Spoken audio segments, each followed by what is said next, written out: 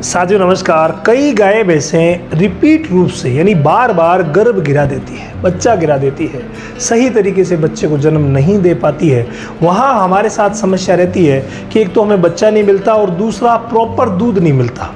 तो ये बहुत बड़ी विडंबना है और आज हमें ये विडंबना भेजी है हमारे एक सब्सक्राइबर भाई है दीपक यादव जी।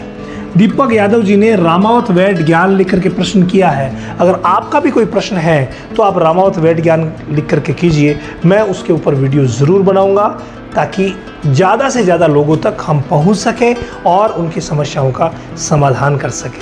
यहाँ एक बात आ रही है, ये लिख रहे हैं, सर मेरी गऊ 2 साल पहले यानी जुलाई 2023 में ब्याई थी, उसके बाद आज तक 3 बार बच्चा गिरा चुकी है। ये देखिए, जो बार बार बच्चा गिराती है ना, वहाँ हमें ये देखना होता है कि किस महीने में गिरा रही है और ये बहुत खतरनाक स्थिति हो सकती है। आगे देखते हैं। हीट में आती है, प्रेग्नेंट भी होती है, यानी हीट में आ जाती है, प्रेग्नेंट रुक जाती है, लेकिन चौथे महीने में पहले ब्लड आता है और फिर बच्चा गिरा देती है। दूध अभी 2 kg दे रही है, कोई इलाज बताइए ताकि दूध भी बढ़े और दोबारा बच्चा भी ना गिराए। देखिए, इसके लिए क्या करना पड़ेगा। एक विशेष बात मैं आपको बताऊं कि जो आपने चौथे महीने वाली बात कही है ना, फर्स्ट ट्राइमेस्टर में यानी कि 3 महीने में 2.5-3 महीने से लेकर के 4-5 महीने तक ये जो बच्चे गिराती है ना, वो एक बहुत बड़ा रीज़न होता है जिसका नाम है विब्रियोसिस। क्या नाम है भाई? विब्रियोसिस, यानी एक विब्रिया नाम की बीमारी होती है।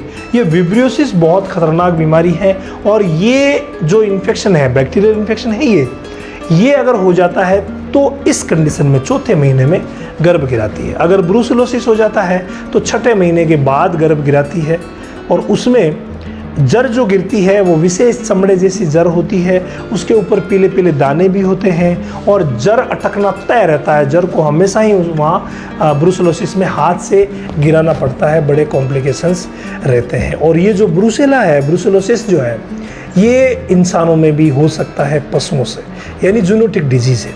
लेकिन आप जो बता रहे हैं ना, ये है भाई चौथे महीने की बात, 4th मंथ में, यानी चौथे महीने में ये प्रॉब्लम हो रही है, इसलिए विब्रिया की संभावनाएं ज़्यादा है। विब्रिया एबॉर्टस नाम का जो बैक्टीरिया होता है वो ज़्यादा इफेक्ट करता है, यानी विब्रियोसिस करता है। अब इसे अगर आप कंप्लीट क्लीन करना चाहते हैं या आप चाहते हैं कि वापस तकलीफ ना हो, इसके लिए आपको 3 दिन तक बच्चा गिराने के बाद जब भी फर्स्ट हीट आती है, देखो बच्चा गिरा देती है, उस समय आप क्या करेंगे, सफाई की दवाई देंगे। सफाई की दवाइयों में मैंने आपको बता रखा है कि गुड़, अजवाइन, सौंठ, हल्दी और जीरे वाला जो अपना काढ़ा है उसको आप 5 दिन तक ज़रूर पिलाइए।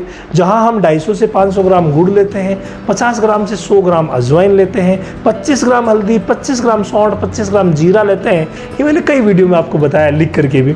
तो इन सब का काढ़ा बना करके 5 दिन तक लगातार दिया जाता है ताकि बच्चेदानी की सफाई हो सके। और साथ में एक्जापार हो गया, हिम्ब्रो प्लस हो गया, ऐसी बहुत सारी दवाएं आती है जिनका इस्तेमाल भी आपको करवाना चाहिए। और ये आप अगर 100 ml सुबह शाम 10 दिन तक दे देते हैं तो कंप्लीट बच्चेदानी क्लीन हो जाती है। वहाँ अगर कोई विब्रिया जैसा इन्फेक्शन है सिर्फ वही रहता है। और धीरे धीरे करके जब बच्चेदानी नॉर्मल कंडीशन में आती है, उस समय पहले आपको पता है जब बच्चा देती है ये कंडीशन रहती है, लेकिन नॉर्मल कंडीशन में जब आती है तो ये स्थिति आ जाती है, यानी इतनी सी बच्चेदानी कंप्लीट हो जाती है।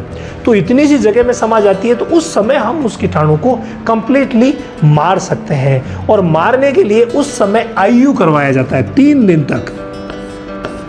क्या करवाया जाता है? आईयू। आईयू का मतलब होता है इंट्रा यूट्राइन, यानी बच्चेदानी में दवा छोड़ी जाएगी। और जब आप बच्चेदानी में दवा छुड़वाएंगे 3 दिन तक, और साथ में एक विशेष बात बता दूं कि यहाँ ग्राम जो नेगेटिव पॉजिटिव दोनों के खिलाफ जो अच्छा वर्क करने वाले जो एंटीबायोटिक है उनका हमें इस्तेमाल करवाना चाहिए, और उसमें सेप्टियोवर सोडियम सबसे बेस्ट है। तो सेप्टियोवर सोडियम के जो इंजेक्शन है, जैसे एक्शनल आता है, यानी एक्शनल को तो लगाया जाए इंट्रामस्कुलर, ठीक है, 1 ग्राम रोज, और साथ में लिक्सन को किया जाए आईयू। आईयू किससे करेंगे? थोड़ी जगह कम है, फिर भी आपको दिख रहा होगा, मैं उम्मीद करता हूँ।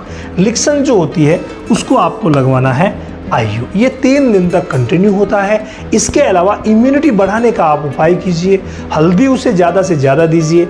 जहाँ पर भी बात इम्यूनिटी की आती है, डिवॉर्मिंग पहले से इन्वॉल्व हो ही जाती है, यानी डिवॉर्मिंग करवा करके लिवर टॉनिक दे दीजिए और हल्दी के साथ मिल्कोफिट प्लेटिनम जो मिनरल मिक्सचर है उसको आप दीजिए, क्योंकि मिनरल मिक्सचर का अगर आप कॉम्बो देंगे ना तो कंप्लीटली बच्चेदानी क्लीन होगी, बच्चेदानी सही होगी और इम्यूनिटी बढ़ेगी। सबसे बड़ी बात तो इस केस में क्या है, सबसे बड़ी बात इस केस में है दोस्तों इम्यूनिटी।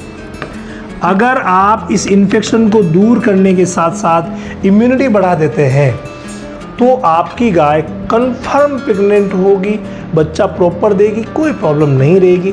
इसके अलावा जब ये करने के बाद जब प्रेग्नेंट ठहरती है उस समय आप कुछ हार्मोनल इंजेक्शंस का इस्तेमाल भी करवा सकते हैं, जैसे ड्यूराप्रोजन हो गया, हाइप्रोजन हो गया। ये पशु चिकित्सक तय करते हैं कि किस महीने से लगाने चाहिए और कितने लगाने चाहिए। नॉर्मली आपके केस में जो ही 2.5-3 महीने की प्रेगनेंसी कंफर्म हो जाती है उसी समय आपको लगवाना चाहिए और फिर हर महीने एक इंजेक्शन ड्यूराप्रोजन का यानी प्रोजेस्टेरोन का लगवाना चाहिए ताकि ये समस्या जड़ से समाप्त हो सके। और हाँ, आपने अगर अभी तक डेयरी फार्मिंग की ट्रेनिंग नहीं ली है ना, एक्चुअली क्या है कि डेयरी फार्मिंग ट्रेनिंग में हम इन्हीं सभी चीज़ों को डीपली लेते हैं, साइंटिफिक बेस्ड नॉलेज के साथ लेते हैं और हर एक टॉपिक पर, हर एक बीमारी पर रोज़ 1 से 1.5 घंटे तक आपको पढ़ाया जाता है, हर एक चीज़ को सिखाया जाता है और प्रैक्टिकली इस पैनल बोर्ड की मदद से सारी चीज़ों को हम प्रैक्टिकली सिखाते हैं। तो अगर आपने अभी तक डेयरी फार्मिंग की ट्रेनिंग नहीं ली है तो रामावत एनिमल ऐप पर जाइए। आने वाली 5 तारीख से ये डेयरी की नई सेशन शुरू हो रही है, तो चूकिए मत, उसमें आइए। 3 महीने का कंप्लीट ये कोर्स है। अगर आप 3 महीने का कोर्स कर लेंगे और अभी ये कोर्स मात्र डाटा खर्च में चल रहा है तो रामावत एनिमल ऐप पर जाइए, डेयरी फार्मिंग सेशन में मात्र डाटा खर्च में ये सेशन ज्वाइन कीजिए ताकि सारी समस्याओं का समाधान आप खुद कर सकें।